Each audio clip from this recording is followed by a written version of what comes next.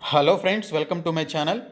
Friends, మనకి just 10th class అర్హతతోటి permanent attendant పోస్టుల భర్తీకి సంబంధించి నోటిఫికేషన్ విడుదల కావడం జరిగింది. ఈ నోటిఫికేషన్ అనేది రిజర్వ్ బ్యాంక్ ఆఫ్ ఇండియా నుంచి ఈరోజే అఫీషియల్గా విడుదల చేశారు. ఇవన్నీ కూడా పర్మనెంట్ అటెండర్కి సంబంధించినటువంటి పోస్టులు అనమాట.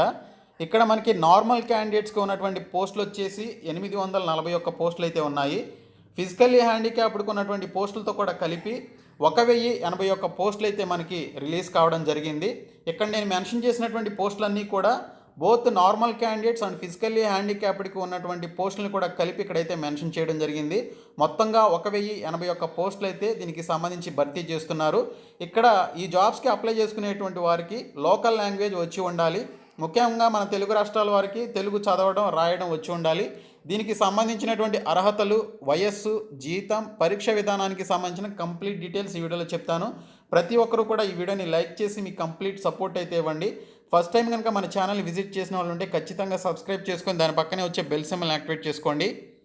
ఫ్రెండ్స్, డీటెయిల్స్ చూసే ముందు మీలో ఎవరైతే ఎన్టీఏ యూజీసీ నెట్ ఎగ్జామినేషన్కి ప్రిపేర్ అవుతున్నారో వారందరి కోసం అన్అకాడమీ యాక్సలరేట్ అనేటువంటి ఒక కాంటెస్ట్ని 28 ఫిబ్రవరిని కండక్ట్ చేస్తున్నారు. ఇందులో పేపర్ 1కి సంబంధించి 50 క్వశ్చన్స్ ఇస్తారు. మీరు దీనికి సంబంధించి ఎన్రోల్ లింక్పై క్లిక్ చేసి ఎన్రోల్ అవ్వాల్సి ఉంటుంది. డిస్క్రిప్షన్లో లింక్ ఉంటుంది. ఎన్రోల్ అయ్యేటప్పుడు BSK10 అనేటువంటి కోడ్ని యూజ్ చేసి ఎన్రోల్ చేసుకోండి. ర్యాంక్ 1, ర్యాంక్ 2 వచ్చినటువంటి వారికి 100% సబ్స్క్రిప్షన్ అనేది స్కాలర్షిప్ రూపంలో ఇవ్వడం జరుగుతుంది. ర్యాంక్ 3, ర్యాంక్ 10 వచ్చినటువంటి వాళ్ళకి 75%, ర్యాంక్ 11 నుంచి ర్యాంక్ 35 వరకు వచ్చినటువంటి వారికి 50%, ర్యాంక్ 36 నుంచి ర్యాంక్ 150 వరకు వచ్చినటువంటి వారికి 25% స్కాలర్షిప్ అనేది సబ్స్క్రిప్షన్ రూపంలో ఇవ్వడం జరుగుతుంది. అలాగే మీరు ప్లస్ సబ్స్క్రిప్షన్ కానీ లేదా ఐకానిక్ సబ్స్క్రిప్షన్ కానీ తీసుకోవచ్చు. తీసుకోవడం ద్వారా ఇక్కడ ఉన్నటువంటి ఫీచర్స్ అన్నీ కూడా మీకు యాక్టివేట్ అవ్వడం జరుగుతుంది. మీరు సబ్స్క్రిప్షన్ కానీ ప్లస్ సబ్స్క్రిప్షన్ కానీ తీసుకునేటప్పుడు మీరు BSK10 అనేటువంటి కోడ్ని యూజ్ చేసి తీసుకోండి. మీకు అప్పుడు 10% డిస్కౌంట్ అయితే వస్తుంది. ఖచ్చితంగా ఈ యొక్క BSK10 అనేటువంటి కోడ్ని యూజ్ చేసి ఈ యొక్క క్లాసెస్లో జాయిన్ అవ్వండి. Friends, reserve bank of India నుంచి ఆఫీస్ అటెండెంట్స్కి సంబంధించినటువంటి రిక్రూట్మెంట్ యొక్క డీటెయిల్స్ అనేవి అఫీషియల్ సైట్లో మెన్షన్ చేశారు. ఇక్కడ చూసుకున్నట్లయితే recruitment for the post of office అటెండెంట్స్కి సంబంధించినటువంటి లింక్ అయితే ఇక్కడ యాక్టివేట్ కావడం జరిగింది. ఈ లింక్పై క్లిక్ చేస్తే మనకి నోటిఫికేషన్ అనేది ఓపెన్ కావడం జరుగుతుంది. ఫ్రెండ్స్, ఈ యొక్క ఆఫీస్ అటెండెంట్స్కి సంబంధించి మొత్తం 841 వేకెన్సీస్ అనేవి ఉన్నాయి. ఈ యొక్క 841 వేకెన్సీస్ అనేవి నార్మల్ క్యాండిడేట్స్కి సంబంధించినవి అనమాట. మిగిలినటువంటి వేకెన్సీస్ అనేవి మనకి ఎవరైతే ఫిజికల్లీ హ్యాండిక్యాప్డ్ ఉన్నారో వారికి ఉన్నటువంటి వేకెన్సీస్ని కూడా కలుపుకొని ఇక్కడ మనకి టోటల్గా 1081 వేకెన్సీస్ అయితే ఇక్కడ మనకి విడుదల చేయడం జరిగింది. ఇవన్నీ కూడా మొత్తం ఫిజికల్లీ హ్యాండిక్యాప్డ్ కోసం ఉంచినటువంటి వేకెన్సీస్ అనమాట. వీరికి మోర్ దాన్ 200+ వేకెన్సీస్ అయితే ఉన్నాయి. సో ఇక్కడ చూసుకున్నట్లయితే నార్మల్ క్యాండిడేట్స్ ఎవరైతే ఉన్నారో వారికి 841 వేకెన్సీస్ ఉన్నాయి. అందులో జనరల్ క్యాండిడేట్స్కి 454, ఈడబ్ల్యూఎస్ క్యాండిడేట్స్కి 76, ఓబీసీ వాళ్ళకి 211, ఎస్టీ క్యాండిడేట్స్కి 75, ఎస్సీ క్యాండిడేట్స్కి 25 వేకెన్సీస్ అయితే ఉన్నాయి. మొత్తంగా 841 వేకెన్సీస్ అనేవి ఈ యొక్క నార్మల్ క్యాండిడేట్స్కి ఉన్నాయి. ఇంకా ఫిజికల్లీ హ్యాండిక్యాప్డ్కి వచ్చేసి ఫిజికల్లీ హ్యాండిక్యాప్డ్లో విజువల్లీ ఇంపేర్డ్ అంటే విజువల్ హ్యాండిక్యాప్డ్ ఎవరైతే ఉంటారో వారికి 8 వేకెన్సీస్, హియరింగ్ హ్యాండిక్యాప్డ్కి 9, ఆర్థోపెడికల్లీ హ్యాండిక్యాప్డ్కి 9 ఉన్నాయి. ఇంకా 4th కేటగిరీ కూడా ఫిజికల్లీ హ్యాండిక్యాప్డ్ కింద వస్తుందని చెప్పేసి మనకి నోటిఫికేషన్లో మెన్షన్ చేశారు. వీరికి 8 వేకెన్సీస్ ఉన్నాయి. ఇంకా ఎక్స్ సర్వీస్ మెన్కి సంబంధించి EX1 అండ్ EX2 అని చెప్పేసి ఇచ్చారు. ఇక్కడ వారికి 38 అండ్ 168 కింద ఈ విధంగా వేకెన్సీస్ అయితే ఉన్నాయి. మొత్తంగా 1081 వేకెన్సీస్ అయితే ఈ యొక్క RRB ద్వారా ఆఫీస్ అటెండెంట్స్కి సంబంధించి రిలీజ్ చేయడం జరిగింది. వీటికి సంబంధించిన ఇంపార్టెంట్ డేట్స్ చూసుకున్నట్లయితే దీనికి సంబంధించి మీరు ఆన్లైన్లో అప్లికేషన్స్ అనేవి పెట్టుకోవాలి. ఫిబ్రవరి 24వ తేదీ నుంచి మార్చి 15వ తేదీలోపు ఆన్లైన్లో అప్లికేషన్స్ పెట్టుకోవాలి. దీనికి సంబంధించి ఒక రిటర్న్ ఎగ్జామినేషన్ ఉంటుంది. ఈ రిటర్న్ ఎగ్జామినేషన్ అనేది ఆన్లైన్లో కండక్ట్ చేస్తారు. ఏప్రిల్ 9 అలాగే ఏప్రిల్ 10వ తేదీల్లో రిటర్న్ ఎగ్జామినేషన్ ఉంటుందని చెప్పేసి ఇక్కడ మనకి డేట్స్ అయితే ఇవ్వడం జరిగింది. సో దీనికి సంబంధించిన మరిన్ని డీటెయిల్స్ చూద్దాము. ఈ రిక్రూట్మెంట్కి సంబంధించి అప్లై చేసుకోవాలి అనుకుంటే ఆ పర్టికులర్ క్యాండిడేట్స్కి ఏజ్ లిమిట్ అనేది ఇవ్వడం జరిగింది. ఆ ఏజ్ లిమిట్ అనేది ఒకసారి చూసుకున్నట్లయితే మనకి ఇక్కడ ఏజ్ లిమిట్కి సంబంధించినటువంటి డీటెయిల్స్ అయితే మనకి క్లియర్ కట్గా ఇవ్వడం జరిగింది. 18 నుంచి 25 సంవత్సరాల వయసు కలిగినటువంటి వాళ్ళు ఈ జాబ్స్కి అప్లై చేసుకోవచ్చు అని చెప్పేసి మెన్షన్ చేశారు. ఈ 18 నుంచి 20 సంవత్సరాలు 25 సంవత్సరాల వయసు అనేది యూఆర్ క్యాండిడేట్స్కి ఉండాలన్నమాట. సో మిగిలినటువంటి ఎస్సీ ఎస్టీ క్యాండిడేట్స్కి 5 ఇయర్స్ ఏజ్ రిలాక్సేషన్ అయితే ఇచ్చారు. అంటే వారికి 30 ఇయర్స్ ఏజ్ ఉన్నటువంటి వాళ్ళు కూడా అప్లై చేసుకోవచ్చు. ఓబీసీ వాళ్ళకి 3 ఇయర్స్ ఏజ్ రిలాక్సేషన్ ఇచ్చారు. అంటే వారికి 28 ఇయర్స్ ఉన్నా కూడా అప్లై చేసుకోవచ్చు అని చెప్పేసి దీని ద్వారా అయితే తెలుస్తుంది. ఇంకా ఫిజికల్లీ హ్యాండిక్యాప్డ్ ఎవరైతే ఉన్నారో వారికి ఇక్కడ 10 ఇయర్స్ అలాగే 13 ఇయర్స్ 15 ఇయర్స్ అని చెప్పేసి ఆ పర్టికులర్ కేటగిరీస్లో ఉన్నటువంటి ఫిజికల్లీ హ్యాండిక్యాప్డ్కి ఈ విధంగా ఏజ్ రిలాక్సేషన్ అయితే ఇవ్వడం జరిగింది. ఎక్స్ సర్వీస్ మెన్కి 3 ఇయర్స్ ఏజ్ రిలాక్సేషన్ అయితే ఇవ్వడం జరిగింది. వారికి మ్యాక్సిమం 50 ఇయర్స్ ఉన్నటువంటి వాళ్ళు అప్లై చేసుకోవచ్చు.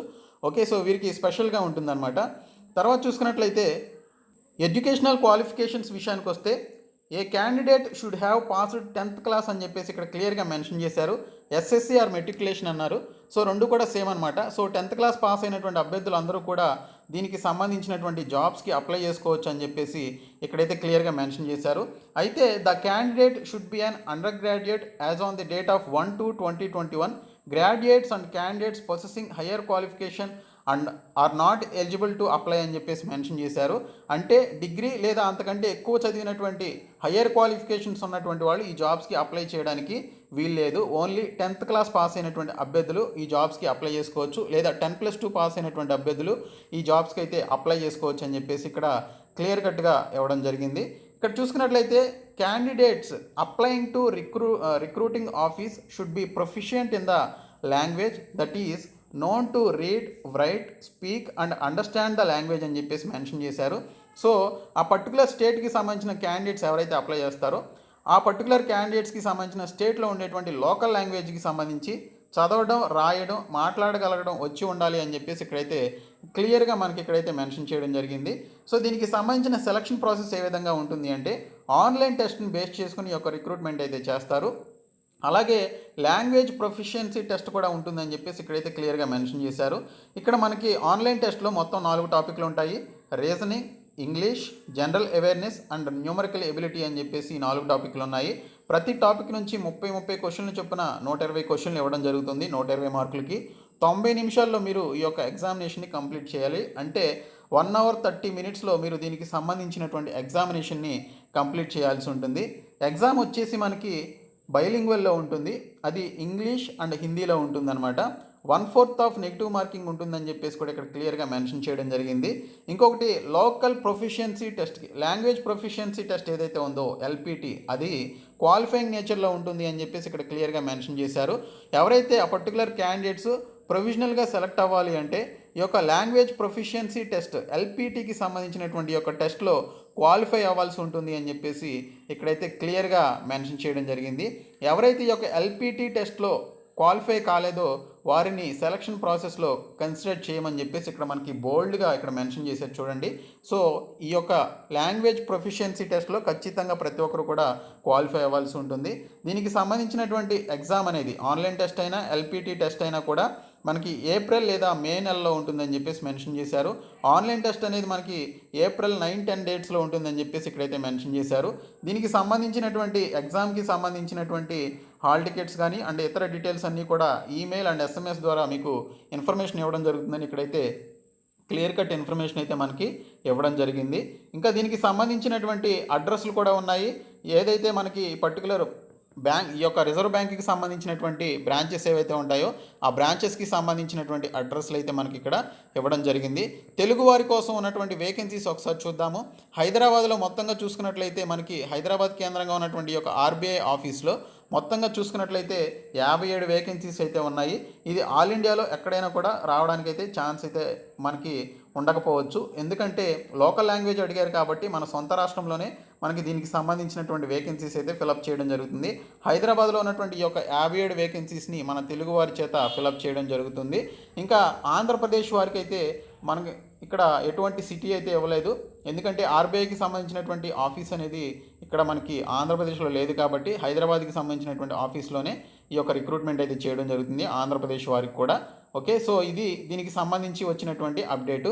ఇంకా దీనికి సంబంధించి టెస్ట్ సెంటర్స్ చూసుకున్నట్లయితే మ్యాక్సిమం మన స్టేట్లో ఉన్నటువంటి టెస్ట్ సెంటర్స్నే ఇవ్వడం జరుగుతుంది.